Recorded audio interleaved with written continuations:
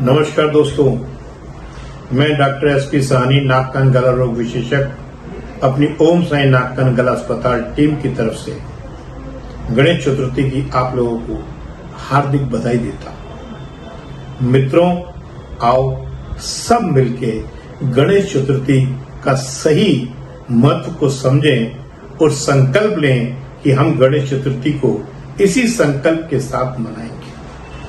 कहानी तो आप लोगों ने सुनी है कि मां पार्वती ने अपने शरीर की धूल से गणेश जी को स्थापित किया।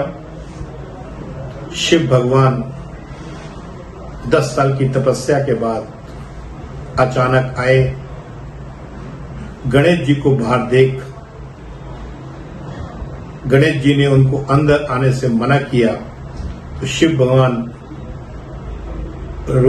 गुस्से में आ गए और उनने उनका सर काट दिया। मित्रों, ना तो शरीर पे इतनी धूल होती है, ना तपस्या के बाद इतना गुस्सा आता है। ये इस चीज का प्रतीक है कि मां पार्वती ने बॉडी कॉशियस होकर पुत्र को जन्म दिया। और जब कोई आदमी बॉडी कॉशियस में रहता है तो वो ईगोफुल होता है, अहंकारवश होता है। शिव भगवान आए, सबसे पहले उन्होंने अपने पुत्र का अहंकार का सिर काटा, जिसे हत्या नहीं कहा जाता, सिर काटना बोला जाता है। अहंकार का सिर हटा, एक हाथी का सिर लगा दिया। मतलब जब आपका अहंकार का सिर हट जाता है तो विजडम आ जाती है, मतलब आपको ज्ञान की ज्योत जल जाती है। ज्ञान भी कैसा? मूर्ति को देखिए गणेश जी की, बड़े कान, मतलब सुनने की पावर, सुनना ज्यादा है। ये तो आपने सुना है, एक कान से सुनो और दूसरे कान से निकालो, गलत है। बीच में बुद्धि होती है, फालतू सुनना ही नहीं है। छोटी आंखें, दूरदृष्टि, दूर का सोच के फैसला करना है। उनकी सूंड को देखिए, समय आने पर हम्बलनेस बच्चे को उठा भी लेती है और समय आने पर बिल्डिंग गिरा भी देती है। मतलब अपने आप को रोकने की भी क्षमता है और अपने आप को बढ़ाने की भी क्षमता है। एक हाथ में मोदक मुश्किल और कठिनाई से बनता है, जो स्पिरिचुअल जर्नी का प्रतीक है, जो बहुत मीठा होता है। पर गणेश जी उसको खाते हुए नहीं दिखाए जाते, हाथ में लिए हुए हैं। स्पिरिचुअल जर्नी में जो लोग चलते हैं वो अगर उस ज्ञान को अपने आप में रखते हैं तो वो अहंकारी बन जाते हैं। स्पिरिचुअल जर्नी होती है सर्विस के लिए, हम्बलनेस के लिए, मिठास के लिए।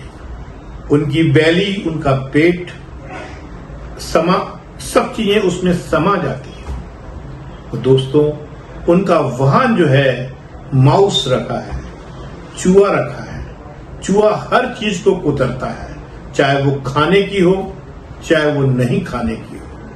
ऐसे ही वो उसको कहीं भी घुसने के लिए कोई जगह की जरूरत नहीं होती। हम कहते हैं कमरा बंद था, खिड़कियां बंद थी तो भी चूहा आ गया, उसको जगह जरूरत नहीं होती।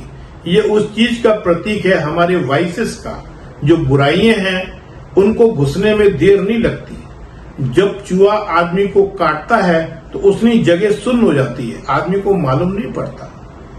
थोड़े दिनों बाद उसको मालूम पड़ता है कि मुझे काट लिया।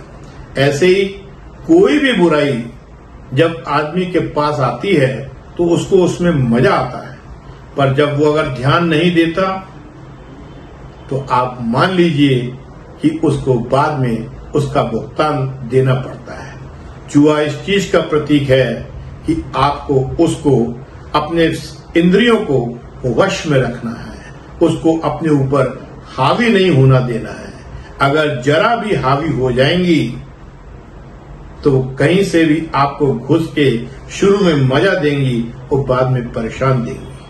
आओ इस गणेश चतुर्थी का त्योहार अपने अहंकार को हटा, अपने ज्ञान को जगा, चतुर बने, वाइज बने और अपने समापन की शक्ति को बढ़ाएं, मिठास अपनी वाणी में पैदा करें और स्पिरिचुअल ताकत, स्पिरिचुअल रास्ते पे चलते हुए अपने नजरिए को बदलते हुए जो हर चीज में भी पॉजिटिव देखना है, हर चीज में ही फॉल्स सपोर्ट हटाना है और ये समझ में आना कि हम कौन हैं, ये सही समझ में आना ही गणेश चतुर्थी का त्योहार मनाना है।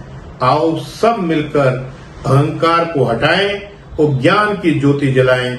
एक बार फिर आप सब लोगों को गणेश चतुर्थी की लाख लाख बधाई।